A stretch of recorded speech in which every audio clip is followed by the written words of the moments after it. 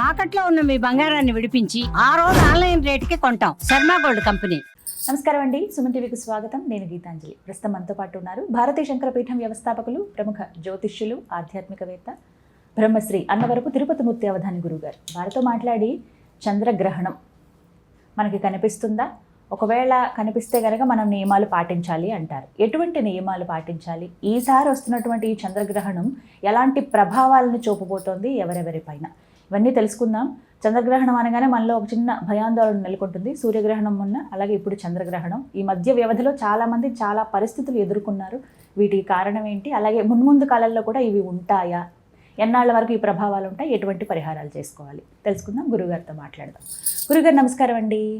ఓం శ్రీ మహాగణాధిపతయే నమః. గురుగారు, చంద్రగ్రహణం ఇప్పుడు ఎన్నో తారీఖు అండి? 3వ తారీఖు. సమయం ఇవి ఒకసారి చెప్తారా, ఎప్పుడు ఉంది, ఎట్లా? మధ్యాహ్నం 3:30 తర్వాత ఉంది. ప్రధానంగా గ్రహణం విషయం గురించి నేను చెప్పదలుచుకోలేదు ఎవరికి. ఎందుకండి? ఎందువల్లంటే ఎవరి కర్మకి ఎవరి కర్తలు. మంచి చెబితే వినే తత్వం మనిషిలో పోయిందండి. నాన్న ఇది బాగుంటుంది, ఇది మంచిది అని చెబితే దాని జోలికి వినట్లా. ఏదైతే కనుక చెడుది ఉంటుందో దాన్ని ఆకర్షించి దాని దగ్గరికి వెళ్ళి చెడిపోతున్నారు మనుషులు. ఇటువంటిప్పుడు గ్రహణం గురించి చెప్పవలసిన కర్మ నాకెందుకు? నేను అనుకున్న విషయం, ఎవరు ఎలా పోతా నాకు అవసరం ఏంటి, పోతే పోతారు అనుకున్నాను. కానీ అండి ముందు వాస్తవంగా నిన్నటి వరకు అదే అనుకున్నా. కానీ ఒక క్షణము నా 42 సంవత్సరాల జీవితంలో ఊహ తెలిసి ఒక 35-36 సంవత్సరాలు అనుకుంటే 72 గ్రహణాలు చూశా. ఈ 72 గ్రహణాలలో ఎప్పుడూ జరగనటువంటిది ఒక 3 రోజుల క్రితం జరిగింది. ఆ తత్కారణంగా గ్రహణం గురించి వివరించాలి, చాలామందికి చావు బ్రతుకుల్లో ఉన్నారన్న విషయం అర్థమైందండి. ఒక ఇప్పుడున్నటువంటి పరిస్థితులలో ఖగోళాన్ని రాసినటువంటి ఏకైక వ్యక్తి 70-73 సంవత్సరాలు ఉంటాయి ఆయనకి. 80 అంటే ఇప్పుడు 40 సంవత్సరాల క్రితమే 1980 కన్నా ముందే 60 సంవత్సరాలు పంచాంగం రాసేశారు. ఇప్పుడు రాస్తున్నారు చాలామంది. 80కి ముందే రాబోయే 60 సంవత్సరాలు ఎలా ఉంటుంది మొత్తం లిఖించేసేసి పంచాంగాలు ఇచ్చారు. కానీ ప్రతిదానికి కూడా కాపీ అనేటువంటిది అయిపోయినాయి. ఇప్పుడు ఏదైనా రాష్ట్రాల నుంచి మార్పులు చేర్పులు చేసి అది రావడం వల్ల ఇక నేను ఏ పరిస్థితుల్లో కూడా పంచాంగం రాయకూడదని భీష్మ ప్రతిజ్ఞ చేసుకొని కూర్చున్నారు.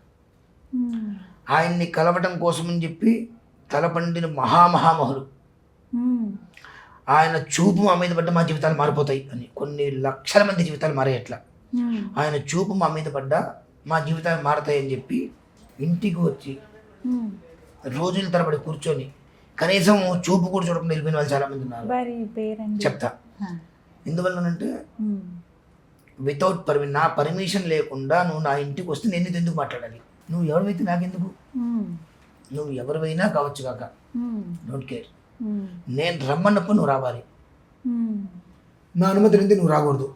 నువ్వు వస్తే నాకు మాట్లాడాల్సిన అవసరం ఉంది అని అంటే, భరతుడు ఎలా అయితే రాముడు వారి పాదాలు శిరస్సు పెట్టుకుని వెళ్ళారో ఆ రకంగా గురుగారిని మనం చూడలేకపోయినా కనీసం ఆయన పాదుకలకైనా నమస్కారం చేసుకుని వెళ్ళాలని చెప్పి ఆర్డీఓలు కానీ కలెక్టర్స్ కానీ నాకు తెలుసు ఎవరిని రాని ఇంటికి. ఆయన ఇంటికి రమ్మని పిలిచారు. మేము కూడా వితౌట్ పర్మిషన్ ఇంటికి వెళ్తే ఇంటికి రానిరు. ఒక డాబా పక్కన పాక పిలవందే మేము ఇంటికి వెళ్ళినా మమ్మల్ని పాకలో కూర్చోబెట్టేస్తారు. కడుపు నిండా భోజనం పెడతారు, అందరూ సందేహం లేదు. ఎంతమంది వెళ్ళినా ఆయనకి కలియుగ కర్ణుడు అని పేరు. నాకు తెలిసి ఆ ఊరిలో దేవాలయంలో మనకు మామూలుగా కూడా భిక్షాటం చేసేవాళ్ళు ఉంటూ ఉంటారు. వాళ్ళందరూ కూడా మధ్యాహ్నం భోజనానికి రాత్రి భోజనానికి వాళ్ళ ఇంటికి వెళ్ళేవారు. భోజనాలు అక్కడ చేసి కడుపు నిండా మళ్ళీ ఇక్కడికి వచ్చి భిక్షాటం చేసేవారు. అంతటి పేరు ప్రతిష్టలు ఉన్నప్పటికీ కూడా వితౌట్ పర్మిషన్ మేము వెళ్ళినా ఇంట్లోకి రానిరు. ఆయన ఈ 42 సంవత్సరాల్లో ఊహ తెలిసిన తర్వాత 72 గ్రహణాలు ఎన్నో దాటి ఏనాడు పిలిచి ఇలా ఉంటుందని చెప్పాల. అటువంటిది ఆయన పిలిచి కేవలం ఆ విషయం చెప్పడానికి పిలిచి 4 విషయాలు చెప్పారు. గ్రహణం ప్రాణాంతకం. కర్కాటక లగ్నంలో జన్మించినటువంటి వ్యక్తికి ఏం జరుగుతుందో తెలియదు. మనం 10 మంది మంచి కోరు ఏదైనా చెప్పవచ్చు, బట్ కానీ కొన్ని కొన్ని పరిస్థితుల్లో ఆ కర్మ అంతకు మించి మనం అనుభవించవలసిన పరిస్థితి ఉంటుంది. సింహరాశికి మేషరాశికి ఉన్నటువంటి విధానం ఒకటి. ఈ రాశిలో ఉండేటువంటిది 60% అయితే ఈ లగ్నంలో కర్కాటక లగ్నంలో మాత్రము ఒక 1000% దోషం ఉంది. సామాన్యమైన దోషం కాదు. ఏ పరిస్థితులలో కూడా ఆ 3వ తారీఖు గ్రహణం రోజునాడు ఇంట్లోంచి గడప దాటి బయటికి రావద్దు. లేదంటే నేను చెప్పేవాడిని కదండి, గడప దాటి బయటికి రావద్దు. బయటికి వచ్చిన తర్వాత ఏదైనా జరిగితే మరి నన్ను అడగద్దు. ఆ స్థితి ఉంది కాబట్టి ఆ రోజు మొత్తం గడప దాటకుండా, ఇవాళ ఉదయం కూడా ఫోన్ చేశారు నాకు 9 గంటలకి. అసలు మాకు తెలిసి ఆయన ఫోన్ చేయరు, పిలవరు, పిలవకుండా వెళ్తే ఒప్పుకోరు. ఆయనకి దూర్వాసురుడు అనే పేరు, విశ్వామిత్రుడు అని కూడా పేరుంది.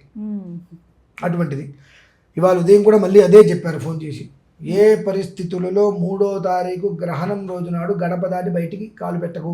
నీకు ఏది వస్తుందన్నా నువ్వుంటే అంతకు మించి నీకు అన్నీ వస్తాయి, కానీ గడప దాటి బయటికి కాలు పెట్టకు.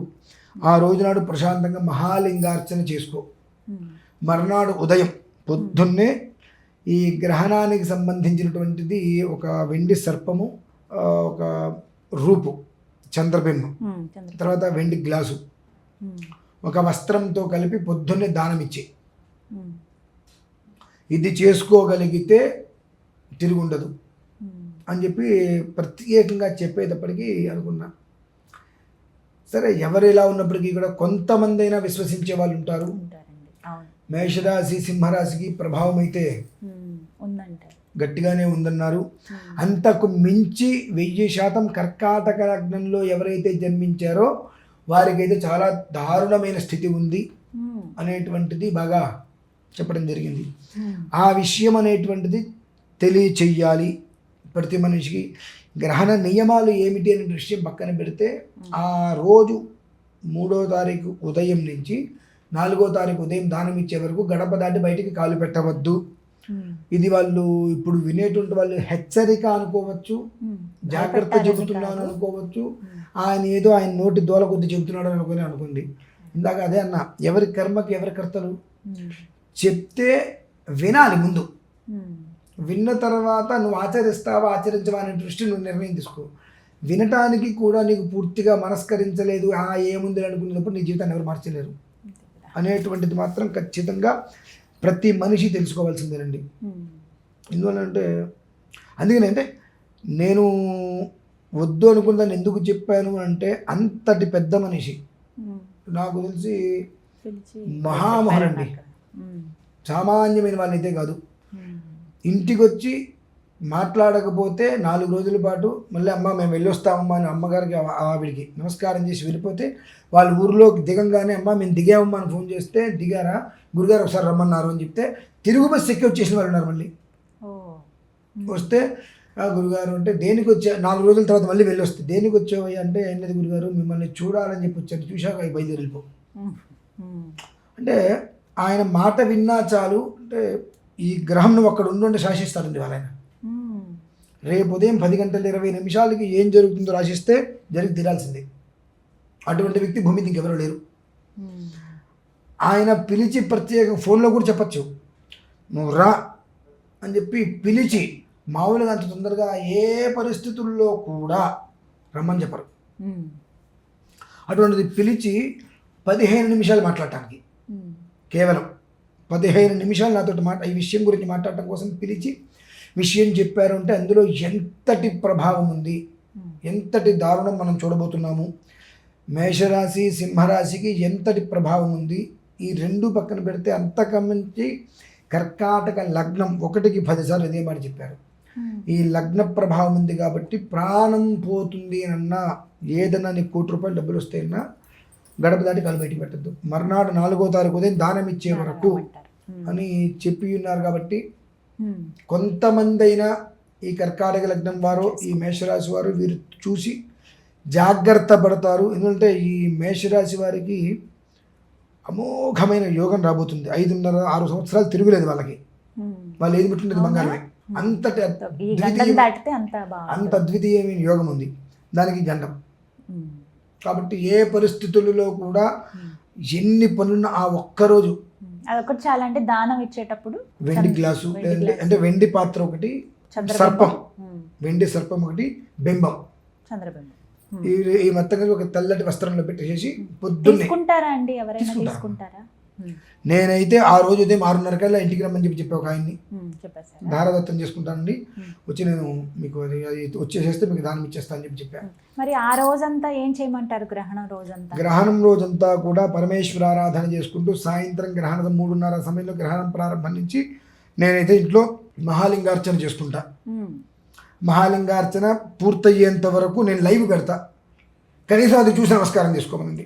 వేరే అంటే వాళ్ళ ఇంటికి ఎవరైనా పిలిచి అభిషేకం ఏమైనా చేయించుకుంటే ఓకే, లేని పక్షం కనీసం ఆ మంత్రాలు వింటూ 360 శివలింగాలకి ప్రత్యేకంగా దేనికి దానికి మంత్రం 11 ఆవరణార్చనలతో ఉంటుంది, అది నేను చేసుకుంటా. కాబట్టి కనీసం లైవ్లో చూసైనా ఆ గ్రహణ ప్రభావం నుంచి తప్పించుకోవాలి ప్రతి ఒక్కరూ అనేది నేను కోరుకుంటున్నాను. ఎందువల్ల అంటే అంతటి కర్మ ప్రారంధం అనుభవించటము, అంతటి కర్మ ప్రారంధాన్ని తప్పించుకోవటం అనేటువంటిది మూలంగా ఆ గ్రహణం అనేటువంటి తీసుకొచ్చింది. మన భారతదేశంతో పాటు అమెరికా, ఆస్ట్రేలియా ఇలా చాలా దేశాల్లో ఉంది, సంపూర్ణంగా ఉంది.